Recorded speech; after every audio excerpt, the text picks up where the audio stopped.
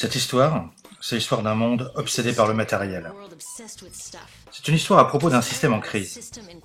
On détruit la planète, on se détruit entre nous, et on n'est même pas heureux. Le point positif, c'est que lorsqu'on commence à comprendre le système, on entrevoit une multitude de solutions. C'est l'histoire des cosmétiques, la vérité sordide des toxiques. Vous savez, j'adore mon shampoing Pantene Pro V. Soit douzaine de produits cosmétiques que j'utilise chaque jour, c'est le seul dont je pourrais jamais me passer parce qu'il donne à mes cheveux ternes le brillant absolu. Mais comment ça marche? C'est ce que je me demandais l'autre jour. Alors j'ai décidé de lire la liste des ingrédients au dos. Sodium, laureth, sulfate. Tétrasodium EDTA.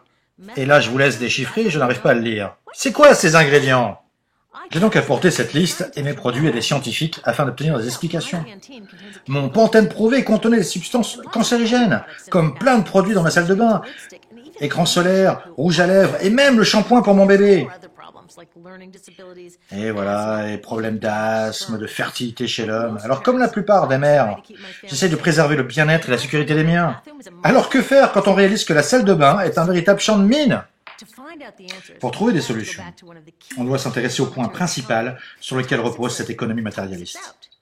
Si lors de la fabrication, on ajoute un produit toxique, comme par exemple dans un shampoing pour bébé, vous aurez à la sortie un shampoing pour bébé toxique, des produits toxiques dans le corps des ouvriers, dans la communauté, l'environnement et bien sûr dans le corps du bébé. Alors jetons un coup d'œil à cet environnement toxique dans lequel nous évoluons. Par exemple, la salle de bain. Chaque jour, en moyenne, une femme utilise 12 produits cosmétiques et un homme 6. Chaque produit contient au moins une douzaine de produits chimiques. Moins de 20% des produits chimiques utilisés dans les cosmétiques ont été testés sur la santé humaine. Donc on ne sait pas vraiment quels sont les effets de ces produits sur notre santé. Voudriez-vous voyager dans un avion dont seulement 20% des systèmes ont été contrôlés? Bien sûr que non. Ces ingrédients chimiques ne sont pas tous dangereux, bien sûr, mais nous savons que beaucoup le sont. Certains sont cancérigènes, c'est-à-dire qu'ils peuvent déboucher sur un cancer. Certains sont neurotoxiques, et il est prouvé qu'ils altèrent le développement cérébral et le système reproductif chez les animaux. Mais attendez, ne sommes-nous pas nous-mêmes des mammifères ou des animaux? C'est comme une expérience géante où on utilise tous ces produits chimiques mal évalués en attendant de voir ce qui se passe. J'ai fait un test pour connaître les produits toxiques présents dans mon organisme. Mon corps contient du mercure, du triclosan, du plomb, etc. Et le vôtre aussi. Même les enfants naissent avec l'organisme pollué. Je sais que nous ne pouvons pas vivre dans un monde sans plomb. Mais doit-on pour autant mettre du plomb dans le rouge à lèvres? Je ne sais pas. Peut-être que j'ai acheté les mauvais produits. Au supermarché, le choix de produits est immense. Rouge à lèvres en 49 couleurs, shampoing pour cheveux secs, gras, fins, frisés, colorés. Mais où est le choix qui est réellement important? Les produits qui sont sans danger. En fait, le bon choix ne se produit jamais car les produits présents en rayon sont poussés par les industriels et le gouvernement. Mais qui sont ces sociétés? Par exemple, Procter & Gamble. Ce sont eux qui vendent Herbal Essence, le shampoing numéro 2 aux USA. Il contient des substances pétrochimiques toxiques, dérivées du pétrole. Depuis quand le pétrole est-il un végétal? Sur les étiquettes des produits cosmétiques, herbal, natural, organique, n'ont pas de définition légale. Ce qui veut dire que n'importe qui peut inscrire n'importe quoi sur une étiquette et ils le font. Imaginez-vous un best-seller s'appelant Petrol Essence. Le pire se trouve dans les produits de défrisage ou les crèmes éclaircissantes. These are super toxic, both in their ingredients and in the message they send about what beauty is. Tiens, Estée Lauder me propose de combattre le cancer du sein. Très bonne idée. Mais regardez, ils utilisent dans leurs produits des produits chimiques liés au développement du cancer. La meilleure façon de lutter contre le cancer ne serait-il pas d'enlever de leurs produits les substances cancérigènes? En fait, je n'ai le choix qu'entre des accroches marketing sur des flacons. Mais ces personnes, ces gars-là, disposent d'un vrai pouvoir de décision quant à ce qu'ils mettent dans les produits. Et ceci se passe là, dans les labos où ils élaborent leurs formules. Pourquoi les fabricants de cosmétiques utilisent tous ces produits toxiques? Essayent-ils de nous empoisonner? Pas vraiment. Ils sont encore dans un état d'esprit années 50, où les gens croyaient à une meilleure vie au travers de la chimie. Dans l'enthousiasme général, ils ont simplement oublié d'étudier l'impact de ces produits chimiques sur la santé humaine. C'était il y a des années, et pourtant aujourd'hui, on utilise peu ou prou les mêmes produits chimiques et toxiques.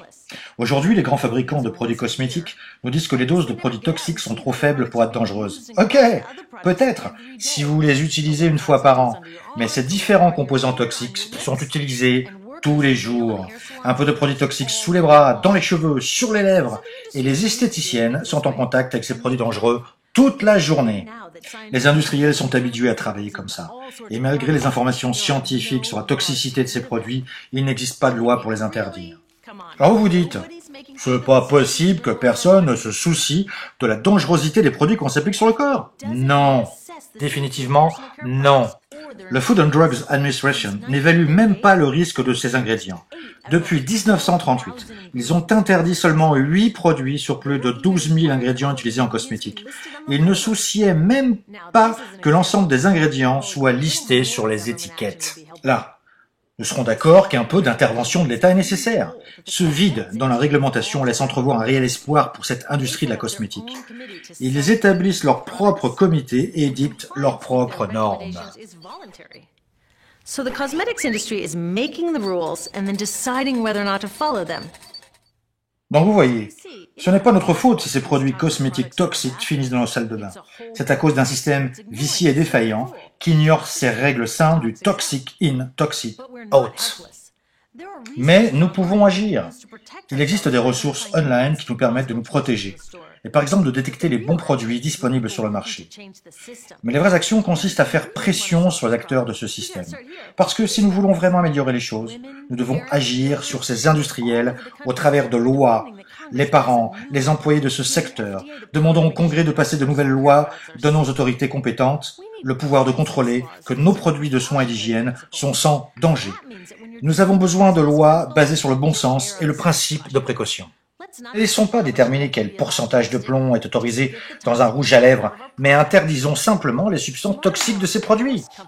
Certaines lois simples peuvent imposer aux industriels de sortir de cet état d'esprit années 50 et nous permettre d'être jolis et resplendissants sans produits chimiques dangereux. Il existe déjà des entreprises proposant des produits sans danger pour la santé. La chimie verte a développé des ingrédients non dangereux pour l'homme et l'environnement. Les gouvernements européens ont déjà interdit l'utilisation de nombreux produits chimiques toxiques et les industriels se sont adaptés.